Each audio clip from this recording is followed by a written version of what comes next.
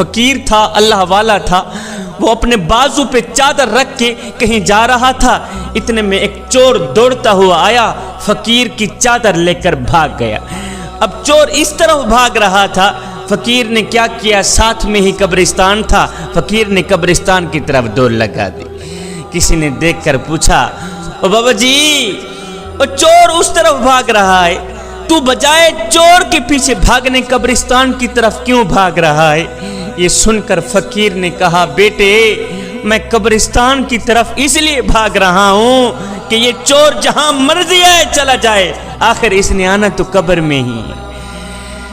بیٹا یہ جہاں مرضی ہے بھاگ جائے، جہاں مرضی ہے دوڑ جائے، آخر اس نے آنا تو قبر میں ہی ہے۔ اس کی آخری منزل تو قبر ہے، اس کا آخری گھر تو قبر ہی ہے نا، اس کا آخری ٹھکانہ تو قبر ہی ہے۔ نہ جسم تے ڈا نہ جان تے ڈی، اے ترکا رب رحمان دائے، اندے حکم بغیر تو بے وس ہی، اے فیصلہ پڑھ قرآن دائے۔ اور میرے جسم تے میری مرضی ہے، اے وہم گمان انسان دا ہے، اور تیری روح شاکر مالک دی تیرے ڈھانچہ قبرستان دا ہے۔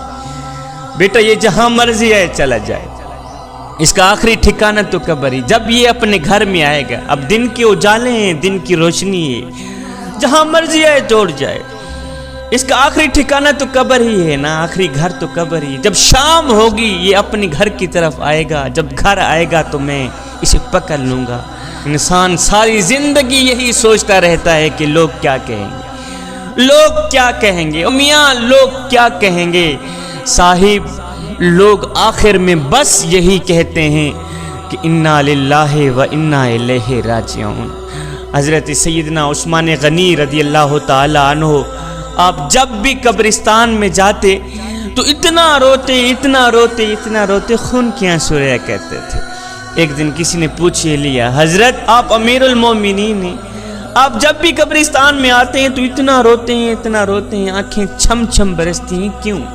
تو حضرت سیدنا عثمان غنی رضی اللہ تعالی عنہ نے فرمایا، بھائیو جب میں قبرستان میں آتا ہوں، جب قبرستان کی دہلیز پر میں قدم رکھتا ہوں تو میرے آقا کا وہ فرمان یاد آ جاتا ہے کہ میرے آقا نے فرمایا تھا، عثمان قبر آخرت کی منزلوں میں سے پہلی منزل ہے، آخرت کی منزلوں میں سے پہلی منزل ہے، اگر یہاں نجات مل گئی تو بعد کے سارے مراحل آسان ہو جائیں گے، اگر یہاں نجات نہ ملی تو بعد کے سارے مراحل دشوار ہو جائیں گے۔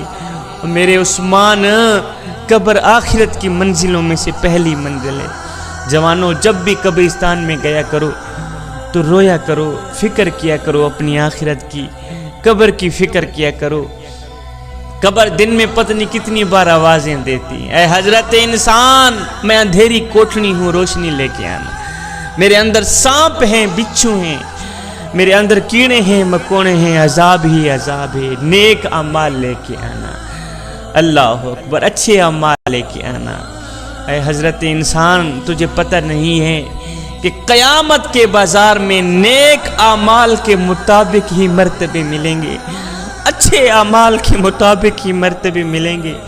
اگر اعمال اچھے ہوں گے تو جزا ملے گی، اگر اعمال اچھے نہیں ہوں گے تو پھر سزا ہی سزا، پھر شرمندگی ہی شرمندگی۔ اے بندے آ جا اس کریم رب کی دہلیز پر، آ جا اس کریم رب کی چوکھٹ پر جو ایک ماں سے نہیں 70 ماؤں سے بھی زیادہ محبت کرنے والا ہے۔ اللہ اکبر، اس کی ذات تو آوازیں دے رہی ہیں، اور میرے کریم نبی کی امتی میری رحمت تو بنی ہی تیرے لیے، ایک بار تو میری چوکھٹ پہ آ کر تو دیکھ، ایک بار اپنے سر جھکا کر تو دیکھ، ایک بار اپنی آنکھوں سے آنسو بہا کر تو دیکھ۔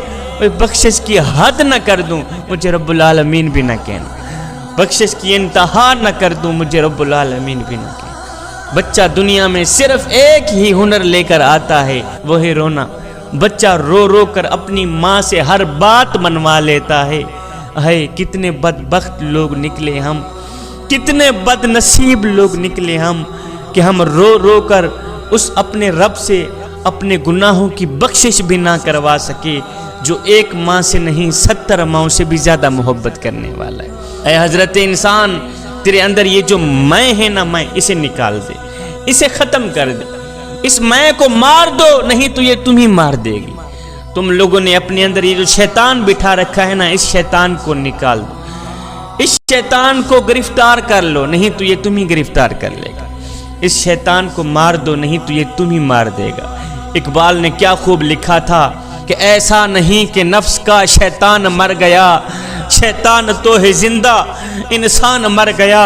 سجدوں پہ سر جھکانے کی فرصت نہیں رہی، مومن کی روح میں بسا مسلمان مر گیا. مسجد تو پکی بن گئی اور شاندار بھی، کچی ہیں رب سے چاہتیں، ایمان مر گیا.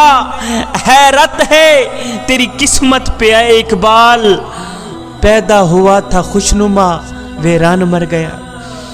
اے حضرت انسان تو کمزور پیدا ہوا تھا، تھوڑی سی طاقت ہی تجھے کیا ملی، تو اپنی اوقات بھول گیا. اور تجھے پتہ نہیں ہے کہ جب تو اس دنیا میں آیا تھا تو لوگوں نے ہی تیرے ننگے وجود کو ڈھانپا تھا، اور جب تو دنیا سے گیا تھا مرا تھا تو لوگوں نے ہی تیرے ننگے وجود کو ڈھانپ کر تجھے رخصت کیا تھا. تو غرور کس بات کا کرتا ہے؟ ایک فقیر تھا، اللہ والا تھا، متقی پرہیزگار تھا.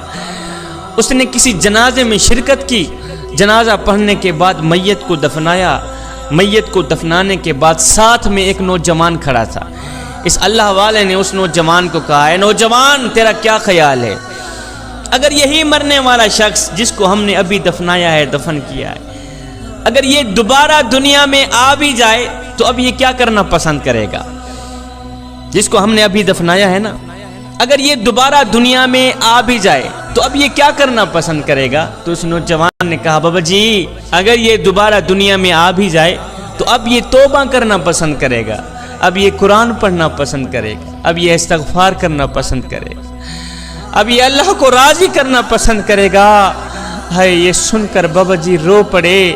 رو کر کہنے لگے، بیٹے مرنے والا تو یہ کام نہیں کر سکا، تم ضرور کر لینا.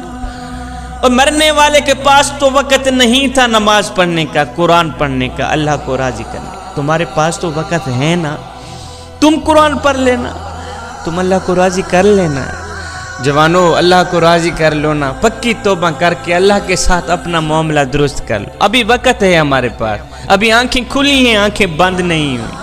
میرے حضور علیہ السلام نے فرمایا، میں اللہ کا حبیب ہوں، میں اللہ کا حبیب ہوں. پھر فرمایا، جو جوان جوانی میں توبہ کرتا ہے وہ بھی اللہ کا حبیب بن جاتا ہے. جوانو آؤ نا اللہ کے حبیب بن جاؤ، اللہ کے دوست بن جاؤ. جب تم اپنی ساری زندگی مالک کے نام کر دو گے تو پھر وہ ساری کائنات تمہارے نام کر